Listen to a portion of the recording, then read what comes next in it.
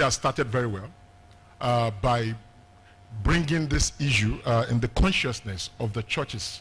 But there is more that can be done and must be done in the fact that there is a strong linkage. As much as we are trying to advocate for against irregular migration, we must begin to also deconstruct how our theological beliefs and understanding practically help nurture irregular migration. And I give this example. The Bible says that a man who cannot fend for his family is worse than an infidel. So when men hear this, and when pastors say this, they becomes even more aggressive to make it. And then when we now do our when we now do our advocacy, we must side by side do this advocacy in a manner that also address poverty, inequality, so that as much as we don't want people to cross Libya, we must begin to see and help churches to help address these issues, the fundamental issues that help nurture and grow irregular migration. So for me, I would say that let us help churches in answering and providing response to the issues of poverty, inequality, so that people does not have any basic or major reason. Migration in itself is not a sin. People constantly say, and we all know that Jesus itself was a migrant. So there is no sin whatsoever in people moving. But the reasons why they have to move and move irregularly should be addressed, and I think the AACC in its expanded advocacy should begin to also look at these indices in an holistic view.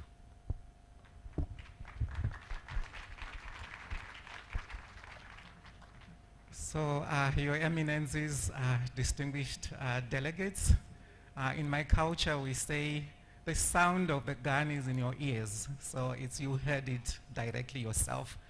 Now it's time for us to reflect on that, whether this evoked any emotions in us, any thoughts in us. So I would like to open briefly for inputs. So I would only take 5 people before we come back to wrap up.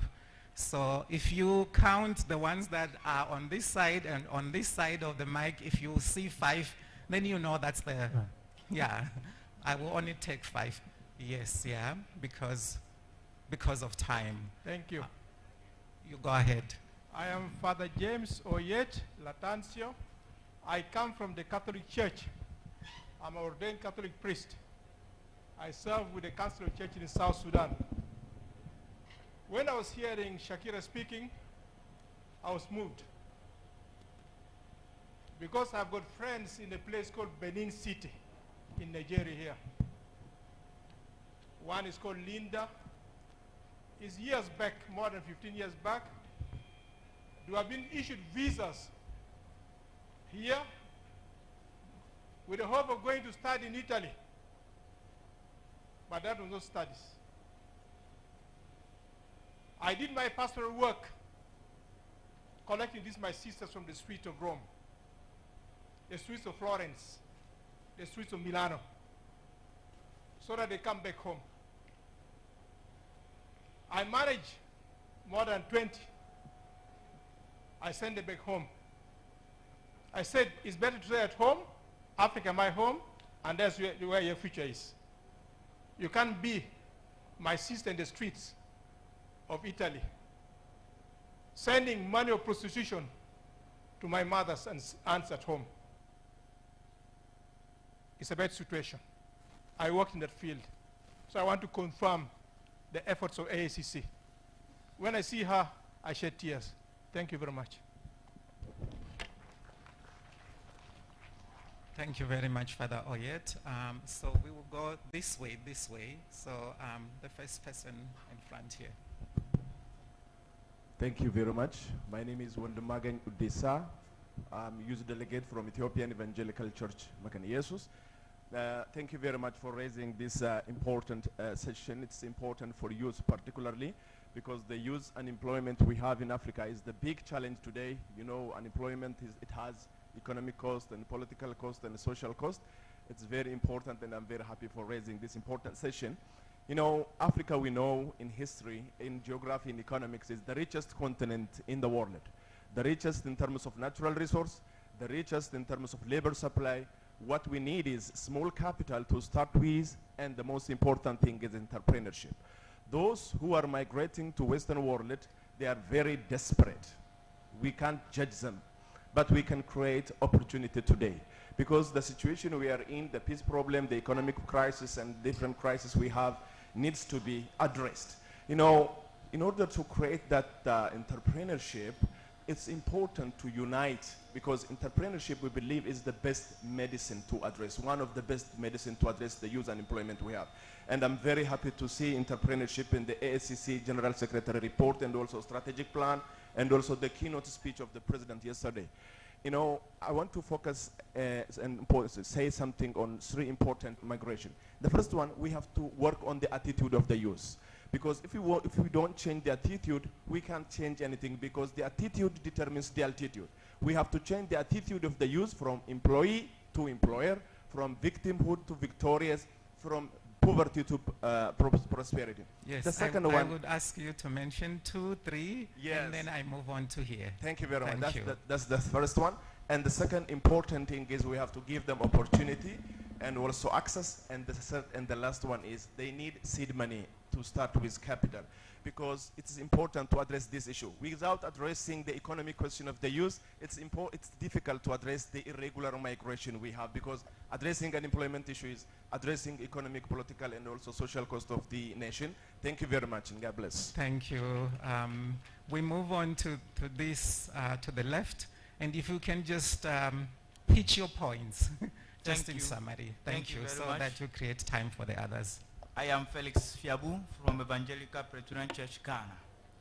Yeah, I would like to say that this migration issue is because of unemployment in our nations. And then the problem is we must call on our government to work on minimum daily wages. Because in Africa, retirement is true, but it seems not to be a reality. Because many people didn't gain much when they were working. So even when they are old and they retire, they still want to hold on to their position, and some of them will go and occupy other positions. Therefore, it is making it that the youth are not getting opportunities to get jobs.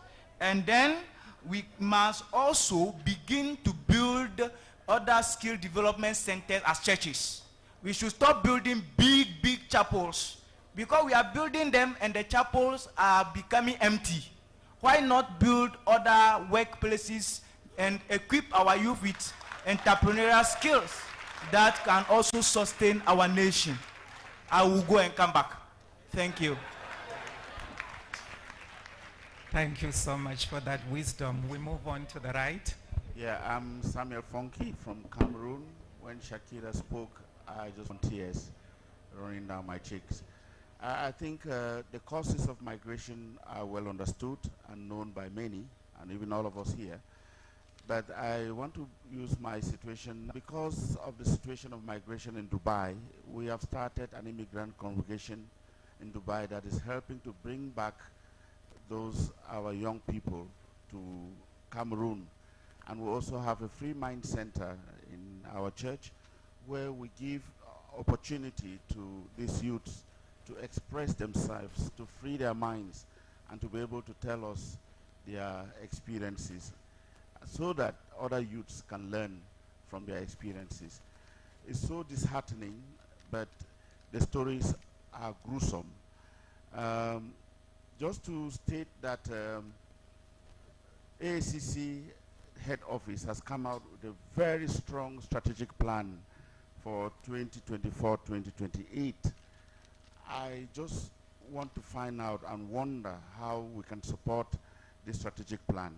And my first plea will be that member churches should make sure they pay their contributions so that this strategic plan can be realized. And also to call on partners to AACC to look at these strategic plans and listen to these stories and be able to help AACC accomplish this strategic plan. Thank you. Again, the gun sound is in our ears, like I said. We move on to the next. I'm Reverend James Ninraudong from the Presbyterian Church of South Sudan. As I come from East Africa, I have noticed in our airports, Kenya, Uganda, and even Ethiopia, a lot of young people are going out to Saudi Arabia, going to Dubai, and going to this Arab country. And it seems like it is an organized migration that are sponsored, and our government are silent without taking care of this. And I think this is is being made official to traffic human beings to those countries. And the horrible stories that we are hearing where they are, I think is heartbreaking. Can the church do anything to engage those who are taking people abroad with even the knowledge of our government? Thank you. Thank you so much, targeting the recruiters. We move on to here. My name is Bishop Silvanus Malaho from one of the independent churches in Kenya, Christ Ambassadors Love Mission in Western Kenya.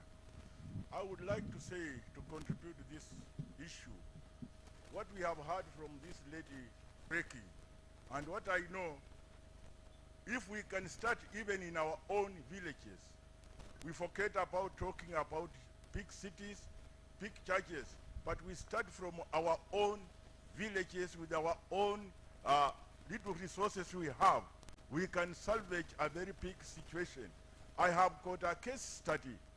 I have two ladies from our village whom I found they were just the age of that lady, and they were so desperate looking for education, and nobody was willing, or nobody had resources to support them. I took care of those two ladies.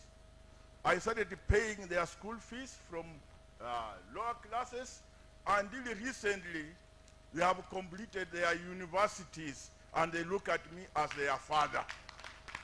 Therefore, what we are lacking, we people in Africa and even in our churches, let us accept that we are greedy and too selfish. Because we have resources, but we want to invest our resources only within our nuclear families. We don't look beyond other people. And that one can be salvaged even today. Our churches have got resources.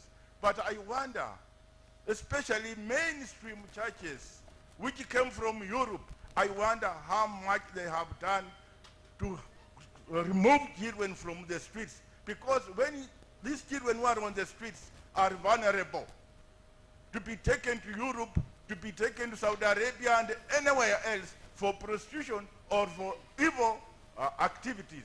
But if we can remove them from the street, we can save a big population. I have started a center with our little resources in our Kenya. And today, I'm salvaging about 400 children from the streets. God bless you. Thank you very, very much. We would move on to here. I see new people have just, I am targeting just to wind up right at the dot on the time. And that's how I'm timing myself. Yes, yeah, that's why I'm saying like, now it's a little bit difficult decision because then it's the women who came last. And yes, yeah, and I have 10 more minutes only. So I would give you a minute, and then I come to the panel. Sorry.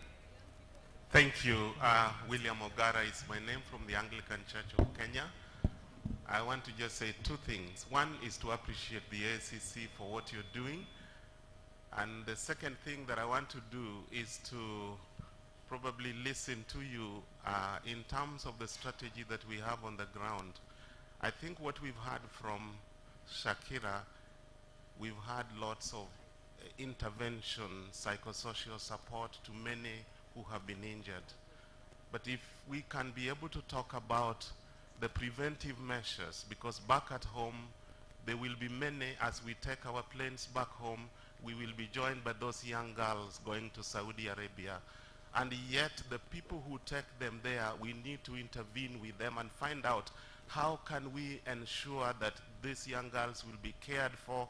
How do we ensure that even where governments are very quiet because diaspora remittances are quite a lot and they don't want to speak loud enough, that we can do advocacy and very intentional advocacy campaigns to ensure that those our daughters and sons are cared for where they are going. So in summary, what I'm saying is we need a simultaneous pursuit of these interventions, not just as psychosocial care for the others, but very intentional intervention with the policy makers and those who are doing this. Thank you. Thank you, Professor Ogara.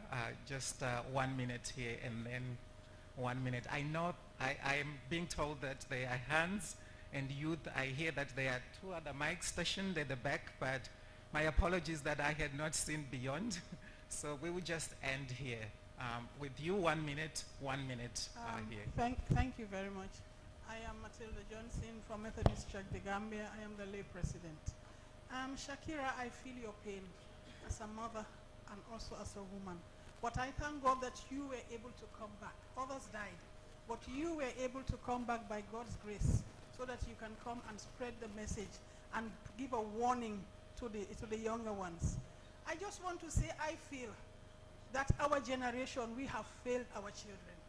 Because when I was growing up in the 50s and 60s, I never heard about illegal migration. I never heard about human trafficking.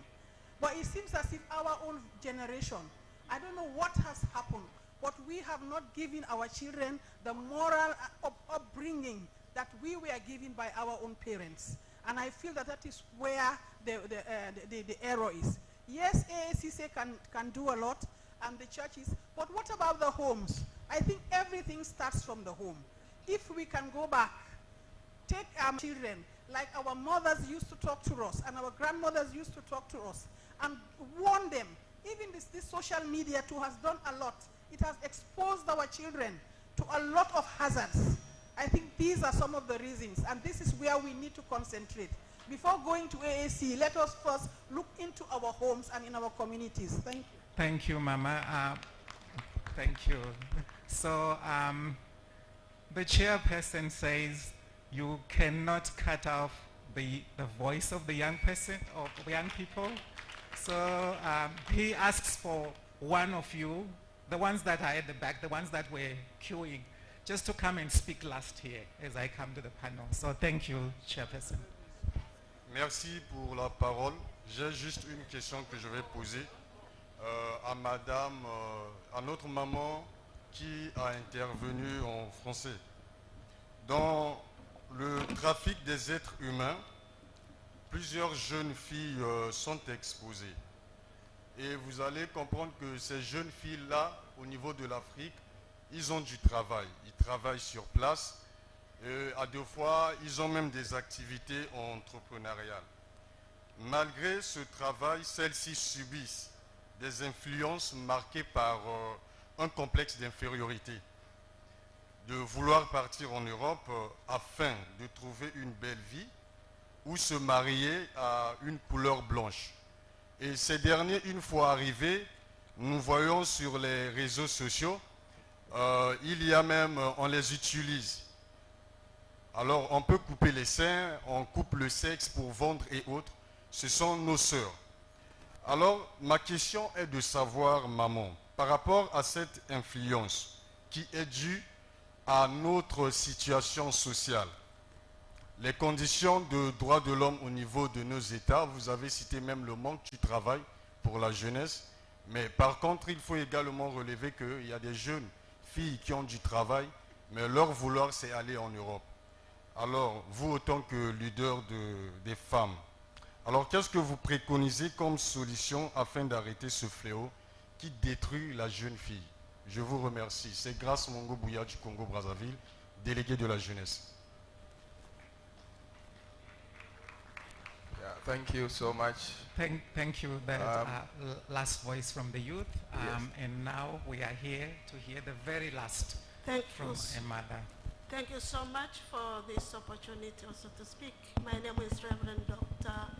Professor Hoyce Jacob Limombo, here working in Zambia. I'm the Executive Director of Mindolo Ekumiko Foundation.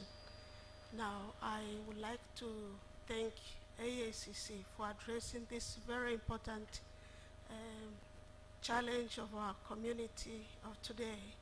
And Shakina, thank you so much for sharing your story. I was very much moved.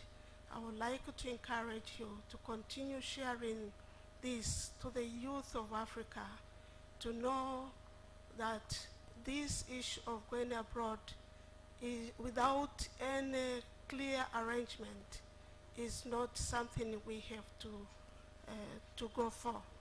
And I was so touched to know that this was facilitated by a father, a spiritual father. And I was also touched to know this has started with the problem, the challenge which you have after the death of your father and your eagerness to go to school. And up to date, you are saying that you believe you will be going to school. And I'm wondering, us here who are attending this assembly, what is our response to this eagerness of Sakina to go to school? Can we start with her? Can we start contributing towards her studies? I am here, I am the professor, because my father, my mother brought me to school. And we are here, the father and the mothers of Sakina. Let us do something from this assembly and make sure that she goes to school and she shares her story with the young people in Africa and help our generation. In the previous, the Ubuntu philosophy, we know it. There was no a child who was left unattended, even if both parents died. What are we doing, the generation of today? Let us start with Sakina and help our youth who want to go to school. Thanks.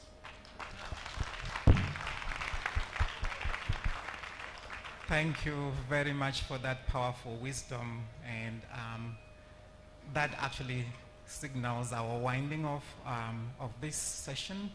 And I would ask my panelists if you have anything to say following the last words that we heard. If you really thought she wrapped it up in terms of the way forward, it's okay. We can just wrap up. But if you have something still burning or you want to respond to something, I'll give you 1 minute each, and we are off the stage.